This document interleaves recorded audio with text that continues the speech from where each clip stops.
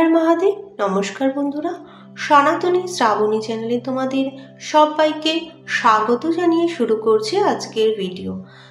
আজ আমি বলবো, তোমরা সবাই জানো সামনে মহাশিবরাত্রি আসছে।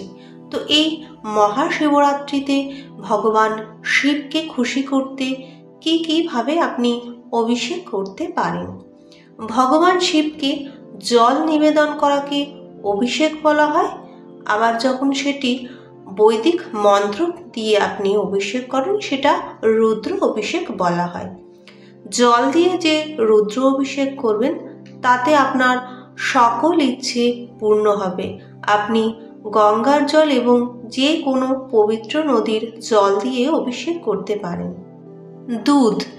দুধ দিয়ে ভগবান শিবকে অভিষেক করলে আপনি দীর্ঘায়ু এবং আরোগ্য লাভ করতে পারেন।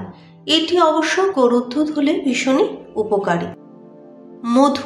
মধু দিয়ে রুদ্রাভিষেক করলে সম্পর্কের মধ্যে মিষ্টতা আসে। ঘি দিয়ে রুদ্রাভিষেক করলে স্বাস্থ্যের জন্য খুবই উপকারী। দই দিয়ে যদি আপনি রুদ্রাভিষেক করেন তাহলে সন্ততি সংক্রান্ত যে কোনো সমস্যার সমাধান হয়।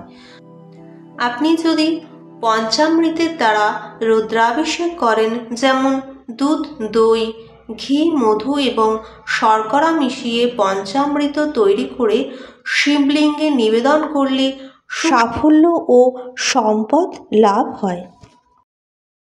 জ্যোতিষ শাস্ত্র অনুসারে ভগবান শিবকে কালো তিল দিয়ে যদি আপনি অভিষেক করেন তাহলে শনিদোষ এবং শনির 7.5 অশুভ প্রভাব থেকে মুক্তি পেতে পারেন।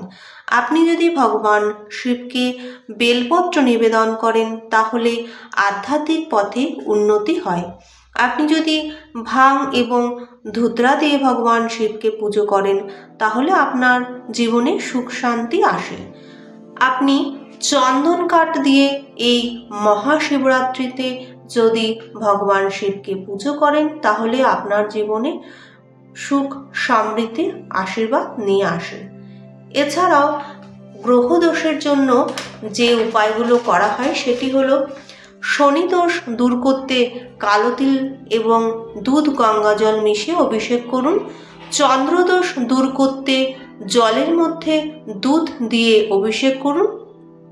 আপনার সন্তানের যদি বুদ্ধি কম থাকে তাহলে দুধ, গঙ্গা জল, চিনি মিশিয়ে অভিষেক করুন। মঙ্গল দোষ দূর করার জন্য গিলয়ের রস দিয়ে রুদ্রাভিষেক করুন। শুক্র সংক্রান্ত দোষের জন্য পঞ্চামৃত দিয়ে অভিষেক করুন। রাহু এবং কেতু দোষ প্রশমিত করার জন্য নিয়মিত জল বা আখের রস দিয়ে রুদ্রাভিষেক করতে পারেন। রুদ্রাভিষেক করার সময় যে মন্ত্রটি আপনি জপ করেন তা হলো মহামৃত্যুঞ্জয় পাঠ করতে পারেন এবং পঞ্চাক্ষর মন্ত্র নমঃ শিবায় জপ করতে পারেন। ভিডিওটি এখানেই শেষ করলাম। ভালো লাগলে অবশ্যই কমেন্টের মাধ্যমে জানাবেন এবং সাবস্ক্রাইব করে পাশে থাকবেন।